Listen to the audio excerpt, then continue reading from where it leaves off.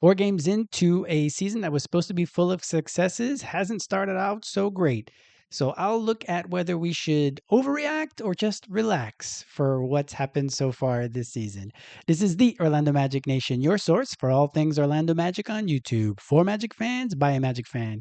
I'm Edwin Valentin, and I want to thank you very much for clicking on this video and spending a little bit of time talking Magic with me.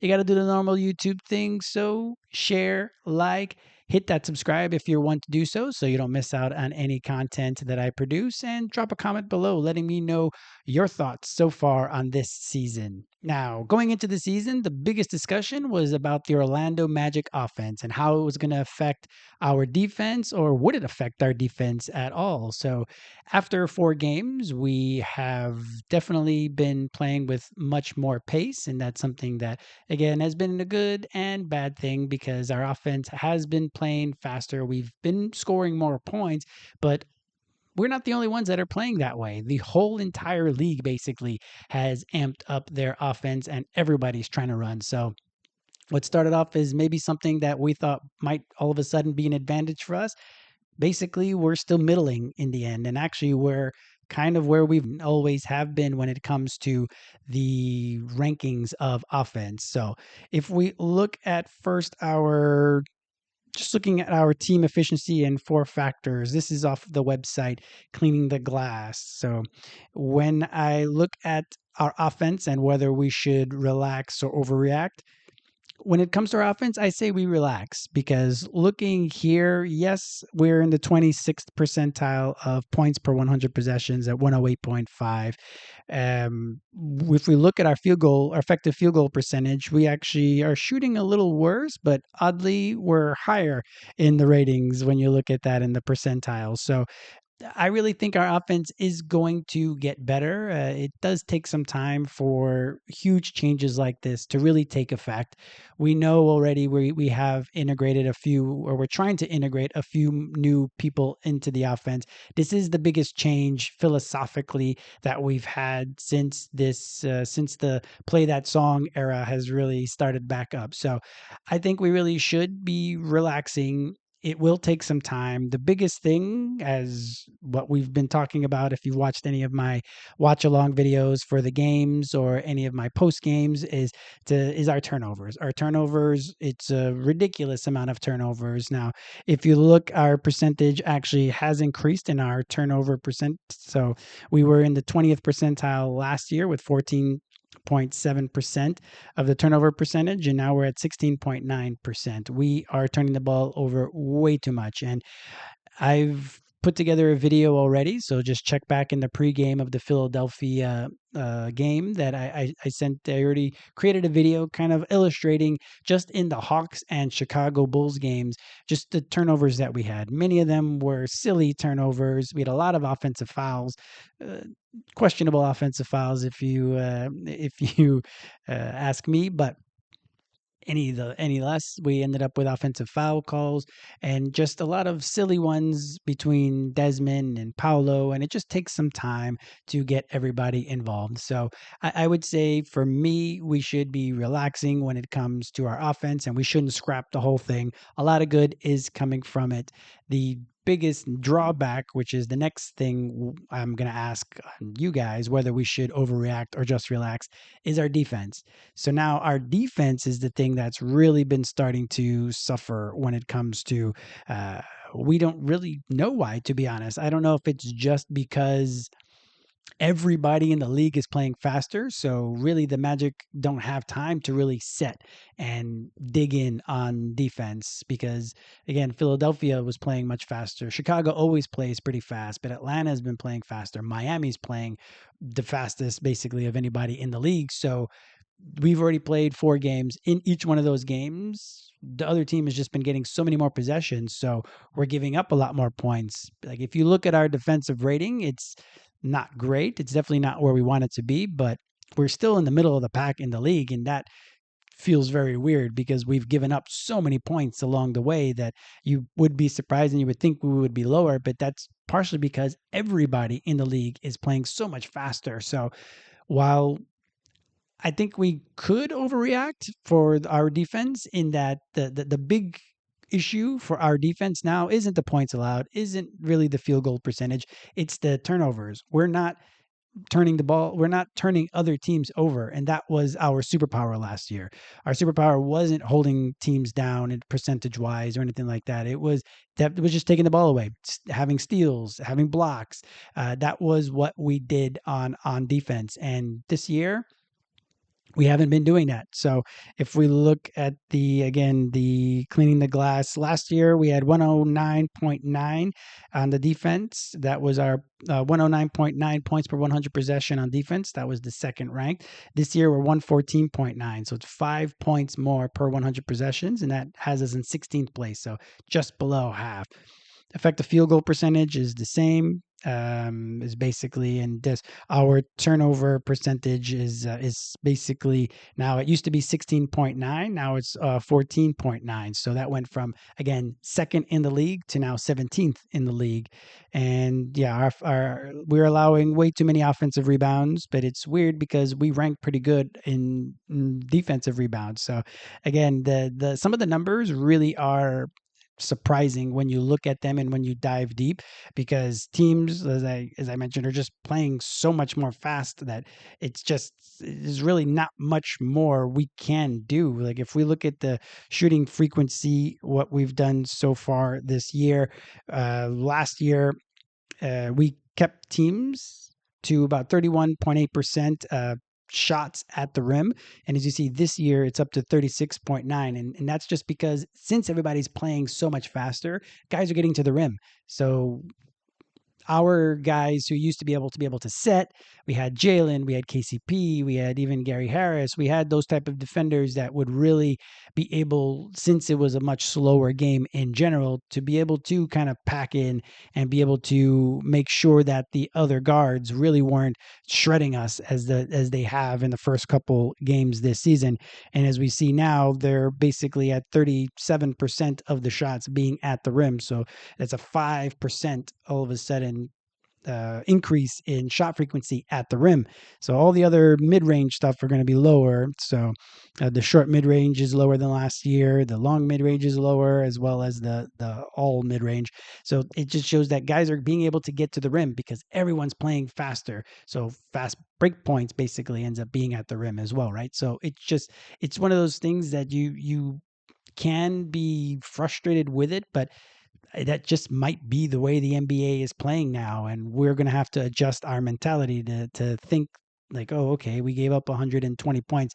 That's insane because the Magic only did that twice last year. But as we've seen the points per game, there's 7 teams that are scoring more per game than Cleveland did last year. And they were the number 1 team scoring per game. So we see right now it's early, so maybe just everybody's healthy and everybody has this philosophy of running up and down, but so do we, and that's just the way it is. But just like last year when scoring was really high at the beginning of the season, maybe there might be a mandate that would come down from up top that they should be not calling as many fouls, because that's another big thing that's been happening in the NBA.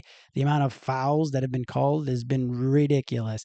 The Magic are shooting 12, 13 points, 12, 13 more free throws per game than the number 1 team last year so far. Now, again, it's a short sample, only 4 games, but just looking at it, it's just very jarring to see these such high numbers that really haven't been something that's even with the high scoring that's happened in the last couple of years. What we're doing right now is unprecedented in the NBA. So defensively, I think we should overreact, but only because it's just the way the NBA is. And really, our issue is not turning other teams over, and that's something that I don't really see too much of a remedy in that, because everybody's going to be playing so much more open, so much more free. We may not be able to lock teams down and be able to just get those steals whenever we wanted, like we did last year. So I think that's something that really we should be overreacting to. Is that because if to give a few more stats on our defense, we were last year plus 1.7 in the turnover, and the points that we would score off turnover and the points that we gave up off of turnovers. We were a plus 1.7. This year we're at a minus 4.5. So that just means that we're turning the ball over so much more and they're scoring 4.5 points per game more than what we're scoring off of their turnovers. So it all comes down to turnovers. It's that we have to be taking the ball away from them because again, that was our superpower last year on defense, and we need to stop giving so many turnovers away. So if we look at the stats so far for our guys, really we have three guys basically scoring about 20 points per game.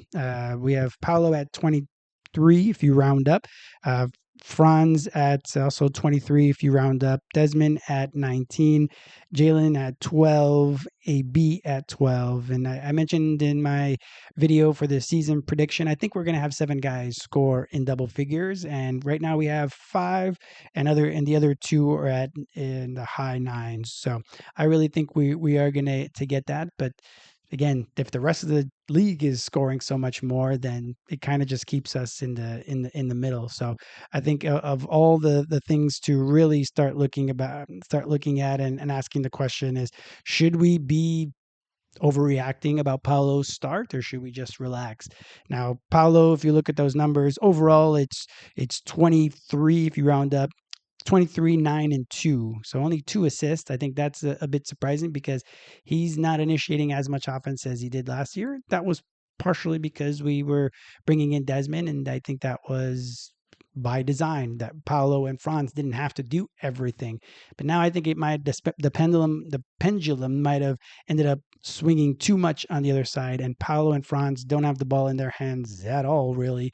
So I don't feel like they're able to take advantage of matchups the way they used to, with Desmond being the one initiating so much offense. So I'd say for Paolo, we should relax, but again, erring on the side of like maybe we have another bad week and then we can really start to overreact, because he has 3 turnovers per game. 2 stocks is great. He's really doing a great job on the defensive end when it comes to blocks, for sure. He's being very active, and that's wonderful. But looking at his shooting splits, 39% overall, 19% from 3, and 82, which is great, 82% from the free throw line. That's an improvement, and that's where he's going to get a lot of his points. So that's wonderful. So I'd say relax. There's been a lot of discussion because Kurt Goldsberry on the Zach Lowe podcast, he talked about how Paolo could be is similar to Josh Smith.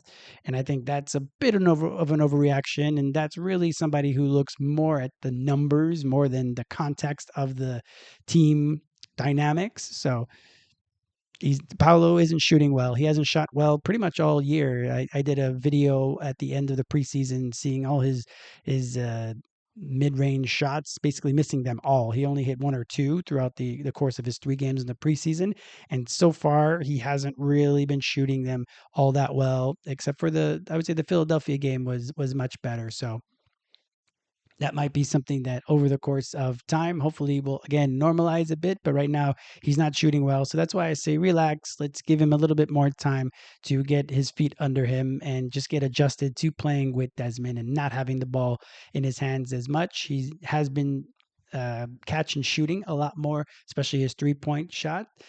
But as we see, 19% isn't great. So not entirely sure if that's been very helpful for him. So we'll see if they start to adjust a little bit more, and Desmond will be the one catching and shooting as opposed to shooting as much off the dribble, basically. And if you look at Franz, if you look at his numbers, should we be overreacting on Franz or just relaxing? Franz, I would also say, is a relax. There are some surprising numbers, especially the amount of touches that he's getting. It's much lower than what it had been. Again, it's partially because of Desmond, so that's fine in that it's by design. Now, I think the coaching staff should be kind of getting with the guys and trying to find a better balance, because right now it isn't working out for the offense, I feel. Franz's numbers, again, if you round up, 23, 5, and 3, so also only 3 assists per game. So that's also taking a hit for Franz with 2 turnovers per game, 1.5 stocks.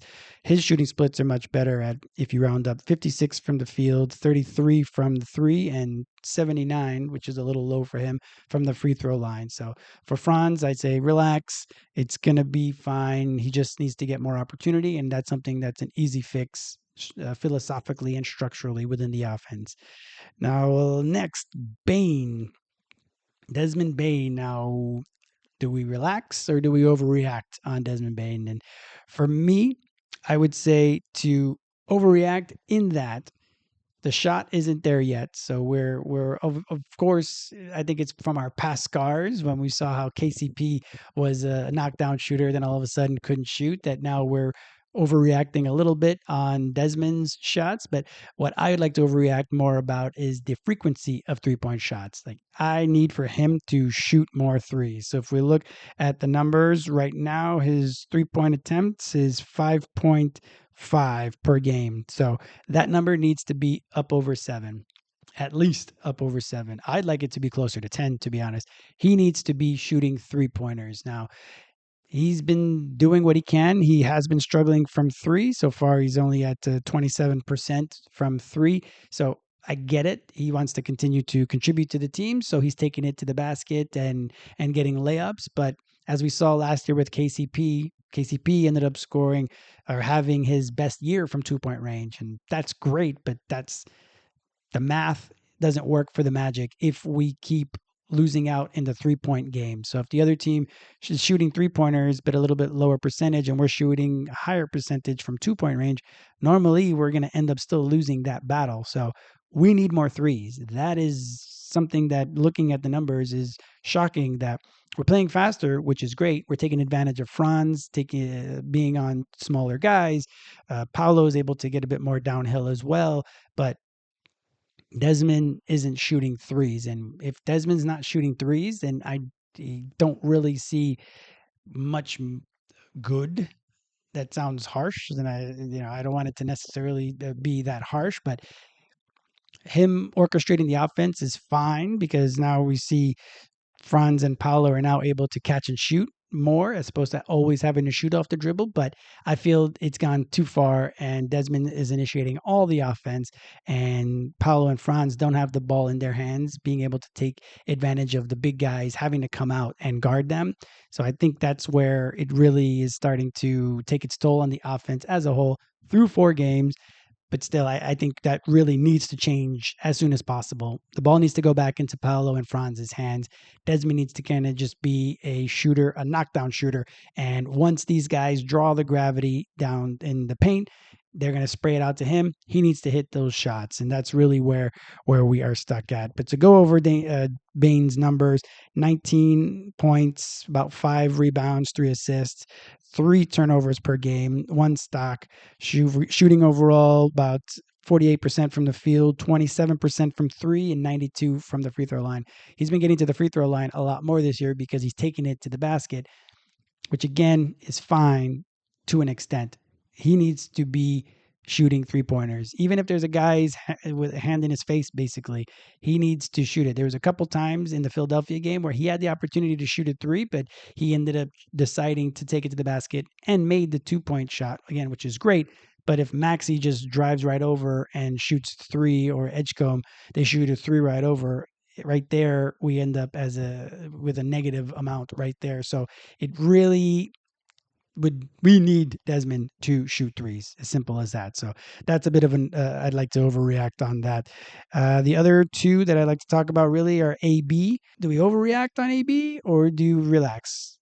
For me, it's an overreact in that he really shouldn't be handling the ball anymore. Like, I think he can be a secondary ball handler, but he really should not be the primary ball handler in our second unit. We have either Tristan or Tyus. If Tyus is going to continue to get playing minutes, we'll talk about that a little bit later on. But I think for me, looking at AB's game, if we look at his numbers, 12 points per game, which is an increase, which is great. We want him to be aggressive. Almost 4 rebounds, but only 2 assists, and he's averaging 3 turnovers. So right there, you see that we're at negative amount when it comes to his efficiency, when it comes to passing the ball, and we really can't have that, especially not in our second unit, which a lot of times our second unit can be stagnant on offense. So AB, I love the aggression. I love him being able to shoot. I would say that he should be more of a or a 3/D, not a 3 and D, a 3/D. That means he spots up, he shoots the three, he can slash because we know he's able to make timely cuts and be able to get to the basket because of his length and play defense. But he shouldn't be our point guard.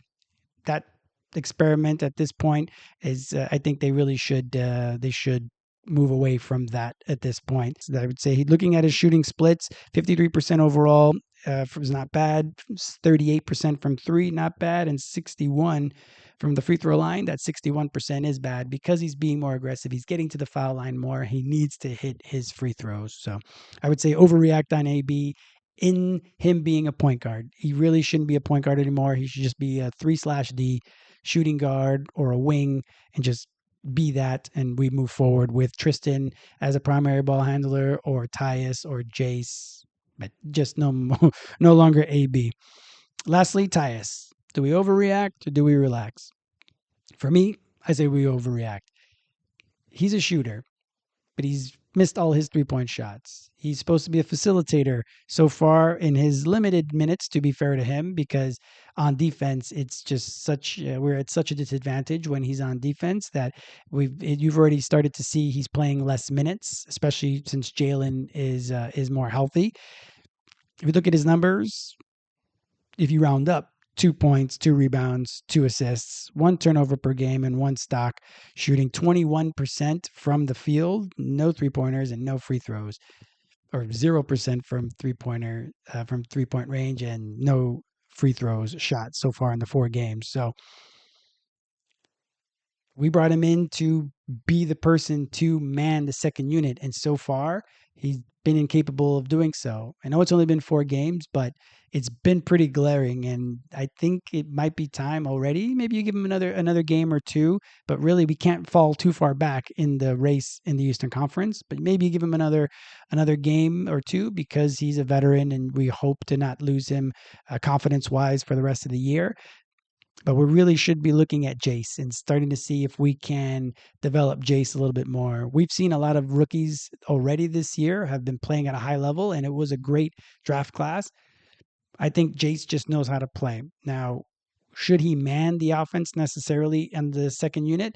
Maybe not. Again, that could be Tristan's role. And Tristan, we've seen, has pretty good numbers through 3 games. Last game wasn't a great one, but through the first 3 games, Tristan had really good numbers. And I think that will also add to him being able to put more of an imprint since he has the ball in his hands.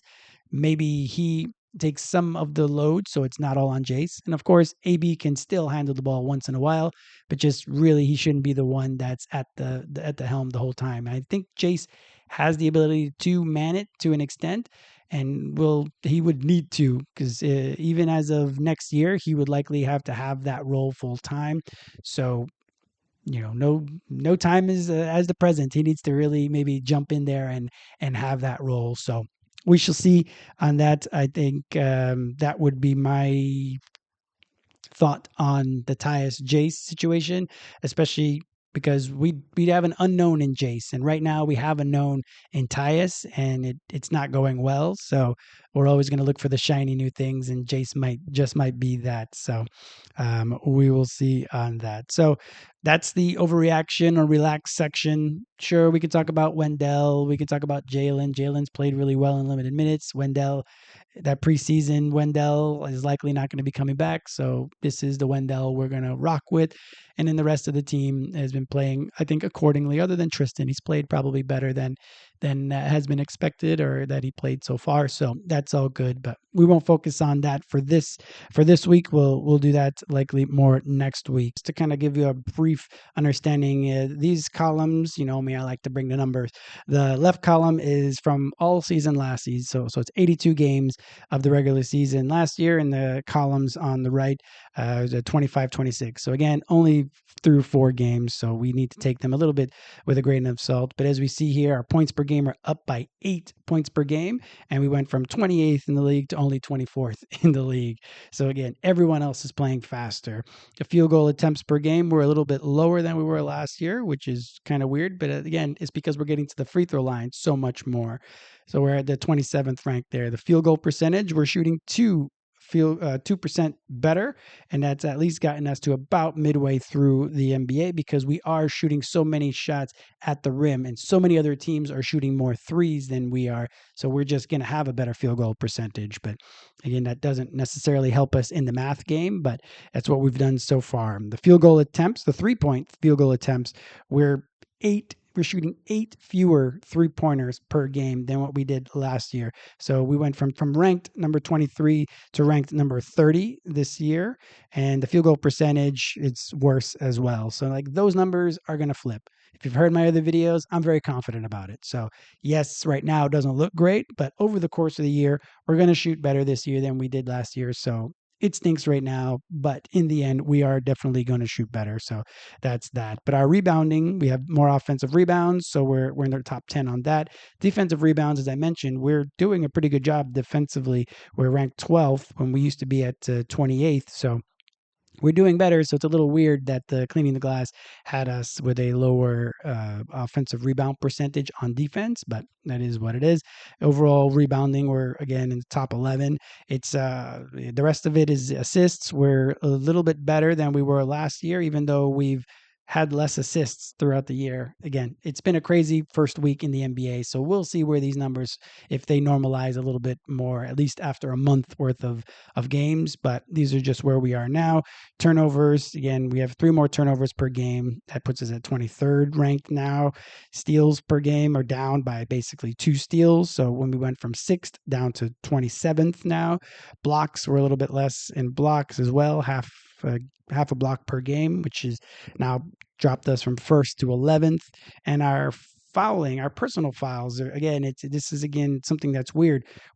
We've fouled 23.3 personal fouls per game, which is 3 more fouls per game than what we had last year. And we're actually ranked 17th now than what we were last year. Last year we were 26th with less fouls. Now we've fouled more, but we're higher in the rankings. So again, there's just way too many fouls being called. So hopefully the NBA says, hey, let them play a little bit more, let them be a little bit more handsy, and then we'll see those scores hopefully start to normalize. Probably, I think at the end of the year, they're still going to be higher because I think more teams are going to want to play up tempo throughout the course of the year, but we'll just see where all of this leads us for next year. Offensive rating, we're basically about the same offensive rating, but we're a little bit higher overall with our rankings at 108.1. Now we're at 114.1 in our defensive ratings. So we're 5 points basically different in our defensive rating from last year at 109.1 to 114.1 now. So we were 2nd ranked last time, and now we're at 15th ranked. Our effective field goal percentage is basically the same, but we're higher ranked. The true shooting percentage is higher, so we're higher, and that's great. Our assist percentage is much lower, and I think again that's something that comes with the growing pains. We're trying to see, okay, does Desmond hold the ball more? Who's initiating the offense more? And that's something that we'll talk about a little bit later on as well. The rest of these, you look at it, I think the biggest one is the turnovers. And again, we're basically turning the ball over. We have 2% more turnovers per game, and that puts us at 23rd ranked now. The pace, we have basically 8 more possessions. Our pace was at 96 last year, which was dead last in the year from all the teams, and now we're at 104.88. So we're up to 8th, which is great that we're playing faster, but we're not playing it. I think it was Paolo that said in the last game, without direction, it doesn't matter if you play fast or not. So that is something that the Magic have to remedy when it comes to their offense. But I think we still should relax and give it a few more games before we start to overreact. Next week, when I do this again, if we have another real poor week, then maybe we can start to overreact. And I think that's going to be, then it'll be a full alarm fire at that point, because we can't have that poor of a season this year since we don't have any picks for the next, for this upcoming season. Lastly, it's the possessions. Like if you look at right now, again, we were last because of our pace. This year, we're 6th with the number of possessions. Now, some news and notes. It looks like they have picked up the options for AB and for Tristan, their rookie deals right now, so that will take them all the way through for AB. They're picking up next year, and then after that he'll be extension eligible by this upcoming summer. And for Tristan, it's for this year and next year. So then they'll talk about his extension. He'll be extension eligible the summer of 2027. Now they did not pick up the option for Jet, so Jet will be a free agent after this season. So we'll see what ends up happening with Jet. I'm still on Jet Island. I really think Jet should be playing some of these minutes, especially in games where we have to outscore the other teams. I really think Jet can contribute to the Orlando Magic as a whole. So we will have to see on that. He's not getting much of an opportunity right now, but our defense isn't playing super well, and maybe we need a little bit more of a spark on offense. And I think Jace and Jet, since they shot so well in the preseason, hopefully, I think they should get a little bit more play in the next couple games. So we'll see if they're going to really jumble up the rotations in the next couple days to try to jumpstart this team. And lastly, I'd say a look ahead in the Detroit to the Detroit game. If we look at it, the Magic and Detroit, Orlando has the edge in the points per game, 113 to 110. Field goal percentage, Detroit has the edge, 48 to 47. 3-point field goal percentage, they have the advantage, 33% to 29%. Free throws are the same. Rebounds are basically the same. They have an edge, 49 to 47. Assists, they have the advantage, 24 21. We the same. Turnovers, 17.5 each. They have the advantage in steals, 8 to 7, and the blocks are the same. And they are fouling like crazy, 28 fouls per game, and we're at 23. So this might not be the prettiest game coming up between Detroit. It just might be the foul fest that a lot of games have been, and with the Magic free throw number so far at 35%, I believe, free throws per game, that we might go into the 40 realm. So it may not be a pretty game this game, but as long as we get a win, that's really all that matters. We need to start. We can't be losing to all our rivals. We've already lost to the Atlanta team. Now we're going to be going up against Detroit. Philadelphia might end up being one of our rivals, and we've already lost that game. So we really need to start picking it up. And I think this team has the capability, but we shall see what the coaching staff has to offer. And if they start to take the ball a little bit more out of Desmond's hands and give it back to Paolo and Franz for them to initiate the offense. So let me know what you guys think. Drop a comment below on everything that's been going on so far in these first 4 games. And what would you think about whether we should overreact or just relax on the 5 topics that I talked about? Otherwise, do the normal YouTube things. So share this video, hit that like, drop the comment below, and if you want to do so, hit that subscribe so you don't miss out on any content that I produce. So I want to thank you very much for clicking on this video and spending a little bit of time talking magic with me. I hope you are having a great day.